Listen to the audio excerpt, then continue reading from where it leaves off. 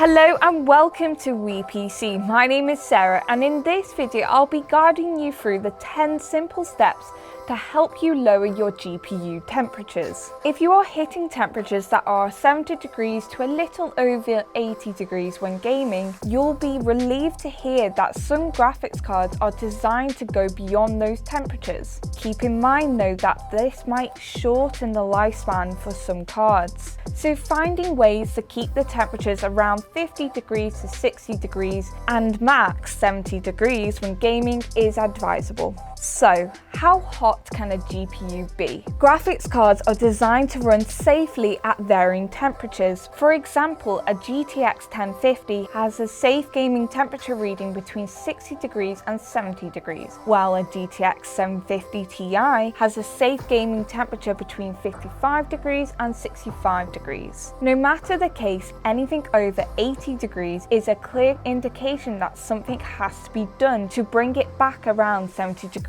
or lower. Refer to your GPU manufacturer if you are unsure on your card's safe gaming temperatures. We use MSI Afterburn to keep an eye on the GPU and CPU temperatures. This can be downloaded for free from MSI website. Okay, let's get into ways to lower your GPU temperatures. First off, replace thermal paste. Graphic cards' thermal paste can dry out. Replacing the thermal compound usually solves the problem. Using the best thermal paste your budget can buy is advisable. Also, check out our article which explains the important differences between thermal paste, pad and grease before making any selection. We also have an article on how to correctly apply thermal paste to help you get the best temperature output. On to our next step, dusting. Specks of dust are one of the main reasons why fans aren't doing the job effectively. Getting rid of the dust that accumulates in the graphics cards could show massive improvements in temperature.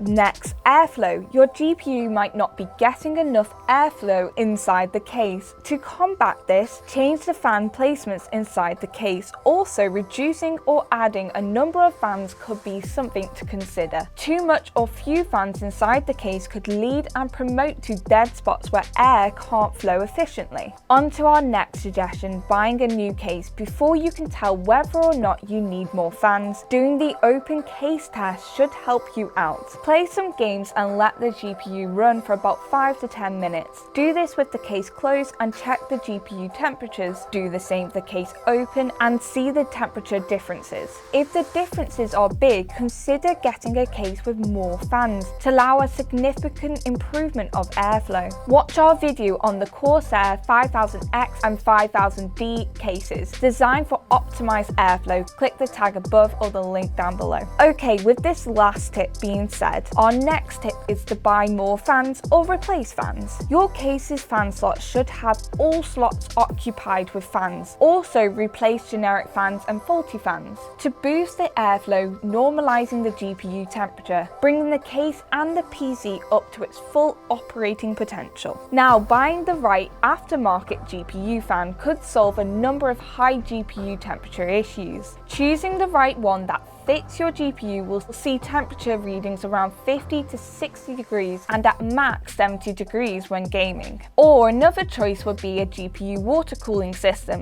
They are perfect for overclocked GPUs. An overclocked GPU with a generic fan or stock cooler results in high temperatures. With a GPU water cooling setup, you will see temperatures lower than 50 degrees. Our 8th method would be to roll back to the previous GPU driver. After some driver updates, temperatures can rise to at least 10 degrees. So if new updates are available, we recommend you give it some time and see how it behaves. If you observe an increase in temperatures after an update, just roll back to the previous driver version. It usually does the trick. Now, our next tip is to disable overclocking. Overclocking your GPU with a generic aftermarket fan or a stock cooler is not advisable at all. An overclocked GPU GPU needs a quality aftermarket fan to keep the temperatures low. If setting the clocks back to default still returns higher temperatures, consider underclocking your GPU. Our final tip: underclock your GPU clock speeds. This does not only reduce power consumption but also increases the lifespan of your card. By using third-party software, this can be easily done.